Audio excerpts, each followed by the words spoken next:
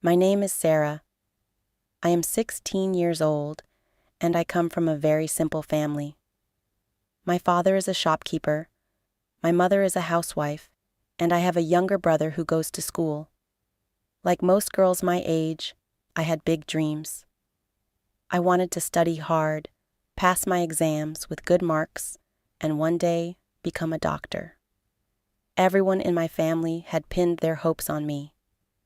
But behind every dream, there is a struggle. For me, that struggle began when my parents decided to send me to private tuition. In our town, tuition teachers are considered very important. Many parents think that their children can only succeed if they attend private classes after school. My parents also believed this, so they enrolled me with Mr. Kamal, a well-known tuition teacher in our area. He was respected in the neighborhood and had been teaching for many years. Parents trusted him with their children, especially with girls, because they believed teachers were like second fathers. On the first day, I walked into his tuition center with my books pressed tightly against my chest. I was nervous, but also excited. The room was small but filled with charts, maps, and books. There were around 12 other students sitting in neat rows. Mr. Kamal, a man in his early 40s with neatly combed hair and glasses, welcomed me with a smile. "Ah, you must be Sarah," he said warmly. "I've heard you're a bright student. Sit here in the front row." His words made me feel proud. I thought to myself, maybe I will learn a lot from him. For the first few days, everything felt normal. He taught mathematics, English, and science with confidence. He often praised me for answering quickly, saying things like, "Very good, Sarah, you are sharp," or "You will make your parents proud." I felt happy to hear his compliments, but slowly I began to notice small things that didn't feel right. When other students answered, he would just nod, but when I spoke, his eyes lingered longer.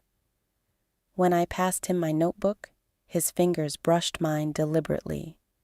Sometimes, he asked me to stay behind after class, saying, "I will explain this topic to you personally." At first, I thought maybe I was overthinking. He was a teacher after all. But then, his personal explanations turned into private talks. Instead of discussing mathematics, he would ask me questions like, "Sarah, do you have a boyfriend?" Or, "You are very beautiful. Do boys say this to you at school?" His questions made me uncomfortable. I would lower my head and say softly, "No, sir." "Please, can we focus on studies?" But he would chuckle and reply, "You're shy now, but one day you will understand. Beauty like yours shouldn't be wasted only on books." Those words made me feel strange, dirty even. I started to dread tuition time. One evening, after everyone had left, he called me again. I hesitated, but I didn't want to disrespect him, so I stayed. He sat close to me and said, "Sarah, you're special. You are not like other girls. If you give me your love, I can make your future bright. I can help you with exams, with career, with everything. Just trust me." My heart pounded in my chest. I felt trapped. I wanted to run out of the room, but my legs felt frozen. I didn't reply. I just kept my eyes on the floor. That night, I couldn't sleep. His words kept echoing in my ears. "Give me your love." I hated those words. I was only 16.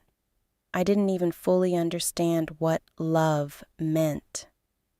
But I knew that what he wanted was not love.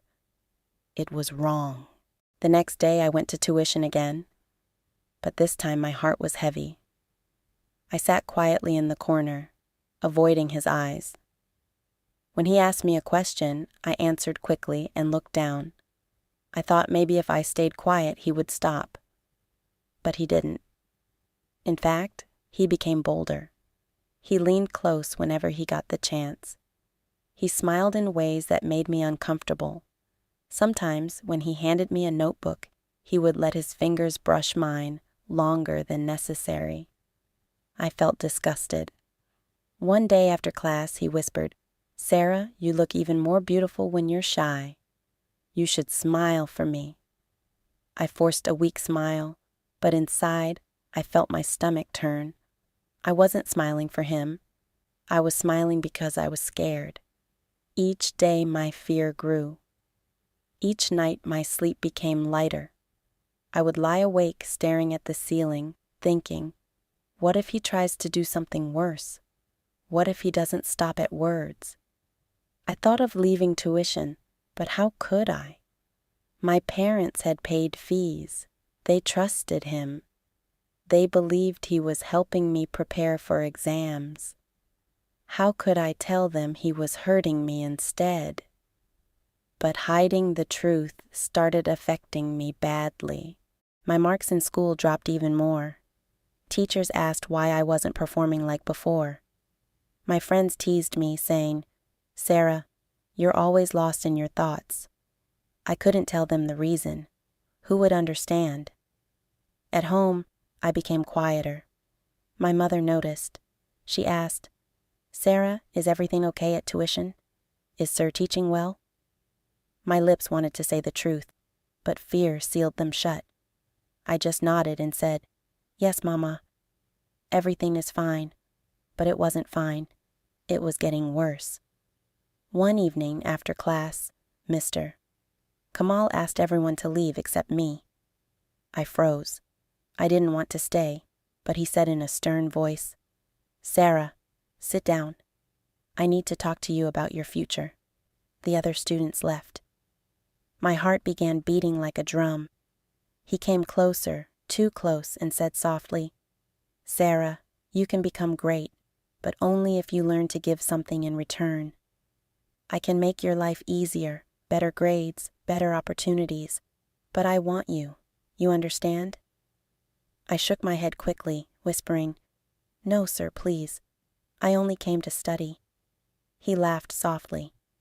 "You're scared now, but soon you will realize. You need me." His words pierced through me like knives. That moment, I knew I couldn't continue like this. If I stayed silent, he would never stop. He would only push further, take more, demand more. That night, I cried harder than ever before. I prayed, asking God for courage. And then I made my decision. I would tell my parents. It wasn't easy. I was terrified. What if they didn't believe me? What if they blamed me? But I remembered something my father always told me. "Sarah, if something wrong happens, never hide it. Silence makes evil stronger." The next evening, after dinner, I gathered all my courage. My hands were trembling, but I spoke. "Papa, Mama, I need to tell you something about tuition." They looked at me with concern. My mother asked gently, "What is it, Sarah?" And then, with tears rolling down my cheeks, I told them everything. Every single detail. The private talks, the strange touches, the way he locked the door, his words, "Give me your love." At first, there was silence. My parents just stared at me, shocked. My father's face turned red with anger. My mother's eyes filled with tears. My father slammed his hand on the table. "How dare he? He calls himself a teacher, but he is a monster." My mother held me tightly, stroking my hair. "Why didn't you tell us before, Sarah? We are your parents. We will always believe you." Hearing those words, I broke down completely. I had been holding my fear inside for weeks, and now it all poured out. My tears wet my mother's clothes, but she didn't let go. For the first time in a long while, I felt safe. Papa stood up and said with fire in his eyes, "This will not end here. Tomorrow we are going to the police. He must pay for what he has done. That night, I felt lighter. My parents believed me, but at the same time, I was terrified. What if people blamed me? What if they said it was my fault? Those thoughts haunted me until sleep finally took over. The next morning, Papa and Mama took me to the police station. I had never been there before. My hands trembled as we walked inside. An officer noticed and said kindly, "Don't worry. Just tell us the truth. We are here for you." I gathered all my courage and told them everything, from the first day he started talking strangely, to the times he whispered, to the moment he said, "Give me your love." I described his behavior, his actions, and how scared I had been. The officer wrote everything down carefully. "You are very brave," he said when I finished. "Most girls stay silent, but you spoke up. That takes courage." My father added angrily, "He should be punished so that no teacher ever dares to harm a child again." Within a few days, the police investigated. They even spoke to other students. At first, everyone was shocked. Some defended him, saying, "Sir Kamal? No, he can't do that. He's so respectable." But slowly, whispers began to spread. Other girls admitted in private that he had made them uncomfortable too, though none of them had dared to complain before. Finally, the police arrested him. I can still remember the day. They came to his tuition center and took him away in front of everyone. Some students gasped in disbelief. Others stared quietly. For me, it was a strange moment. I wasn't happy, but I wasn't sad either. I just felt justice beginning to take its course. But my real struggle had only started. News spread quickly in our neighborhood. Some people praised me. Aunties said to my mother, "Your daughter is brave. May God protect her." But others whispered behind my back. I could hear them say, "Why did she go to tuition alone? Maybe she encouraged him. Maybe it's not true." Those words hurt me more than anything. I wanted to scream, "Why do you blame me? I am the victim." But my parents reminded me, "Sarah, truth always faces resistance. Don't let people's words weaken you." My school principal called me to her office. She spoke softly. "Sarah, I heard about what happened. I want you to know we support you. If you ever need help, my door is open." For the first time, I felt society wasn't completely cruel. There were people who stood with me. Meanwhile, Mr. Kamal sat in jail awaiting trial. The police found enough evidence and testimonies from others to prove he had crossed boundaries before. He wasn't just a bad teacher. He was a predator hiding behind respectability. The court case was difficult. I had to repeat my story in front of strangers, lawyers, and judges. My voice trembled, but I told the truth again and again. My father sat beside me, holding my hand. My mother prayed silently with her eyes closed. Their strength gave me strength. Months later, the verdict came. Mr. Kamal was found guilty of harassment and abuse of trust. He was sentenced to prison. The judge said, "Teachers are meant to guide, not exploit." This crime is a betrayal to both education and humanity. When I heard those words, tears filled my eyes. Justice was served, but the scars inside me remained. Nights were still hard. I had nightmares. Sometimes I woke up crying, remembering his words, his stares. But slowly, with my family's love, I began to heal. I started focusing on my studies again. It wasn't easy. Every time I opened a book, memories of tuition came back. But my father encouraged me.